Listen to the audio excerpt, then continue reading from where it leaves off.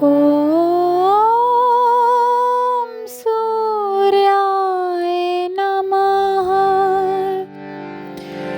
ॐ सूर्याय नमः। ॐ सूर्याय नमः।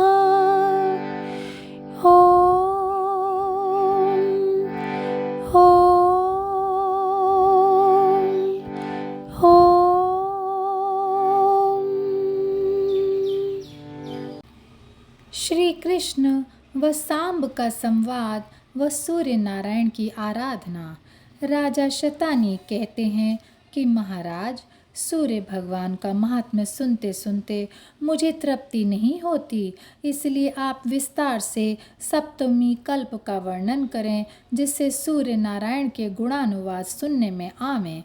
यह सुन सुमंतु मुनि बोले कि हे राजन, इस विषय में श्री कृष्ण और उनके पुत्र सांब में जो परस्पर संवाद हुआ था वह हम वर्णन करते हैं।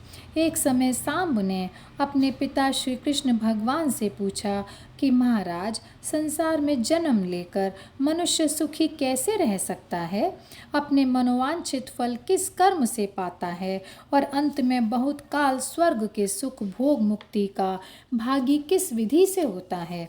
यह आप वर्णन करें। इस संसार में अनेक प्रकार की व्याधि देख मेरा चित्त अति उदास हो रहा है। क्षण मात्र जीने की भी इच्छा नहीं रहती। इसलिए आप ऐसा उपाय उपदेश करें कि जितने दिन संसार में रहें उतने दिन आदि व्याधि से पीड़ित ना हो और फिर इस संसार में जन्म ही ना हो। पुत्र की यह प्रार्थना सुनकर श्री कृष्ण भगवान बोले कि हे पुत्र, देवता की आराधना से यह बात प्राप्त हो सकती है। देवता अनुमान और आगम से सिद्ध हैं। विशिष्ट देवता की विशिष्ट पुरुष आराधना करे तो विशिष्ट ही फल पावे। यह सुनकर सांब ने कहा कि महाराज, पहले देवताओं के होने में ही संदेह है। कई पुरुष कहते हैं कि वे हैं ही नहीं, फिर विशिष्ट देवता क्यों कर जाने? पुत्र का यह संदेह सुनकर भगवान श्री कृष्ण ने कहा कि हे पुत्र, शास्त्र से, अनुमान से और प्रत्यक्ष से देवताओं की होना सिद्ध होता है। यह सुन सांब ने कहा कि जो प्रत्यक्ष भी देवता सिद्ध हो सकते हों, उनके साधन के लिए अनुमान और शास्त्र की कुछ अपेक्षा नहीं। तब श्री कृष्ण ने कहा कि हे पुत्र, सब देवता प्रत्यक्ष नहीं होते। शास्त्र और अनुमान से ही हजारों देवताओं का होना सिद्ध होता है।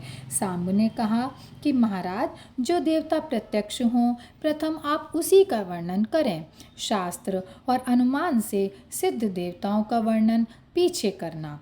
तब श्री कृष्ण कहने लगे कि हे पुत्र, प्रत्यक्ष देवता तो सूर्य नारायण हैं, जिनसे बढ़कर कोई दूसरा देवता नहीं। सब जगत इनसे उत्पन्न हुआ और इन्हीं में लीन हो जाएगा। त्रुटि आदि काल की संख्या इनसे है।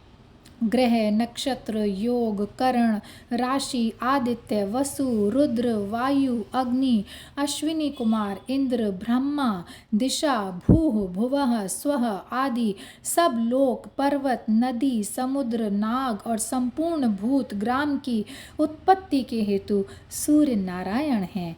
सब जगत इनकी इच्छा से उत्पन्न हुआ है, इनकी ही इच्छा से स्थित है और अपने अपने व्यवहार में सब प्रवर्त हैं।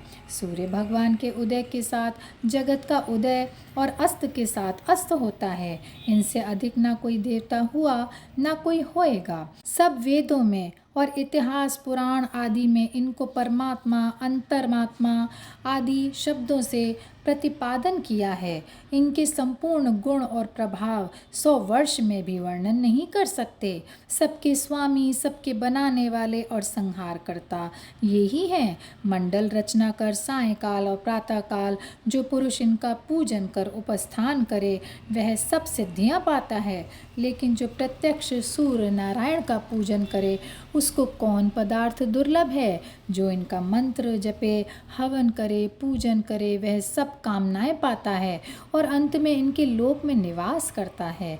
हे पुत्र, जो तुम संसार में सुख चाहते हो और भुक्ति मुक्ति की इच्छा रखते हो तो विधि पूर्वक सूर्य नारायण की आराधना करो। आध्यात्मिक, आदि भौतिक और आदि दैविक दुख तुमको कभी नहीं होंगे। जो सूर्य भगवान की शरण में प्राप्त हैं उनको किसी प्रकार का भय नहीं होता। हमने सूर्य भगवान की बहुत काल आराधना की, तब यह दिव्य ज्ञान हमने पाया है। इससे बढ़कर मनुष्यों के लिए कोई हित उपाय नहीं है। हे सांब, हमने ये बहुत संक्षेप से कहा है। सूर्य नारायण के नित्यार्चन का विधान। श्री कृष्ण कहते हैं कि सांब, अब हम सूर्य नारायण के पूजन का विधान कहते हैं, जिसके करने से संपूर्ण पाप और विघ्न निवृत्त होते हैं। प्रातः काल उठकर शौच आदि से निवृत्त होकर नदी आदि के तट पर जाकर आचमान कर और शुद्ध मृत्तिका से शरीर को लीप करके सूर्योदय के समय स्नान करे। फिर आचमन कर शुद्ध वस्त्र पहनकर सूर्य भगवान को अर्घ्य देकर सप्ताक्षर मंत्र से पूरक, कुंभक और रेचक नामक प्राणायाम कर वायवी, आग्नेयी, माहेयी और वारुणी धारणा करके भूत शुद्धि की रीति से शरीर का शोषण, दोहन, स्तंभन और प्लावन करके नवीन शरीर उत्पन्न करे और स्थूल सूक्ष्म शरीर तथा इंद्रियों को अपने अपने स्थान पर स्थापित करे। खः स्वाहा हृदयाय नमः, खः स्वाहा शिर से स्वाहा, उल्काय स्वाहा, शिखाय वषट स्वाहा, कवचाय हुम स्वाहा, स्वाहा नेत्रत्रयाय वषट खखोलकाय स्वाहा, ओम अस्त्राय फट। इन मंत्रों से न्यास कर पूजा की सामग्री को मूल मंत्र से प्रोक्षण करे। फिर सब उपचारों से सूर्य भगवान का पूजन करे।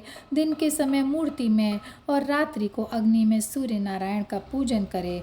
प्रभात के समय पूर्वाभिमुख, सायंकाल को पश्चिमाभिमुख और रात्रि के समय उत्तराभिमुख होकर पूजन करे। ओम खखोलकाय स्वाहा इस सप्ताक्षर मूल मंत्र से सूर्य मंडल के बीच षटदल कमल का ध्यान कर उसके मध्य में सूर्य नारायण की मूर्ति को ध्यावे। फिर रक्त चंदन, करवीर आदि रक्त पुष्प, धूप, द्वीप, अनेक प्रकार के नैवेद्य, बलि, वस्त्र, आभूषण आदि उपचारों से पूजन करे।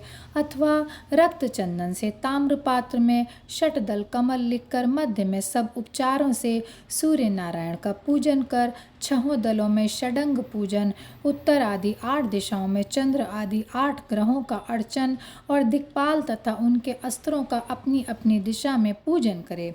आदि में प्रणव लगाकर चतुर्थी नमोन्त नाम मंत्रों से सबका पूजन करे और फिर व्योम मुद्रा, नमस्कार मुद्रा, पद्म मुद्रा, माहेश्वता मुद्रा और अस्त्र मुद्रा दिखावे।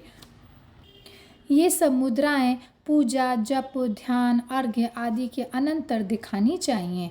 इस प्रकार 1 वर्ष पर्यंत भक्ति से सूर्य नारायण की आराधना करे तो भोग और मोक्ष पावे। इस विधि पूजन करके रोगी रोग से छूटे, धनहीन धन, पुत्रहीन पुत्र और राज्यहीन राज्य पावे और चिरकाल जीवे, बुद्धि निर्मल हो जाए, उत्तम कुल में उत्पन्न अति रूपवती कन्या से विवाह हो और इस विधि के करने से कन्या को वर मिले और कुरूपा नारी भी सौभाग्य पावे और विद्या की इच्छा हो तो विद्या मिले। यह सूर्य नारायण ने अपने मुख से कहा है कि इस पूजन के करने से धन, धान्य, संतान, पशु आदि की नित्य बढ़ोतरी होती है और अंत में सद्गति मिलती है। और यहीं पर यह अध्याय समाप्त होता है। जय सूर्य नारायण, जय सूर्य नारायण, जय सूर्य नारायण।